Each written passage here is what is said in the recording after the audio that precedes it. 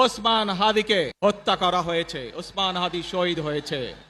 প্রিয় ভাই বোনেরা, ওসমান হাদি চেয়েছিল এই দেশের মানুষের জন্য গণতন্ত্র প্রতিষ্ঠিত হোক, এই দেশের মানুষের গণতান্ত্রিক অধিকার প্রতিষ্ঠিত হোক, এই দেশের মানুষ তাদের গণতান্ত্রিক এবং অর্থনৈতিক অধিকার ফিরে পাক।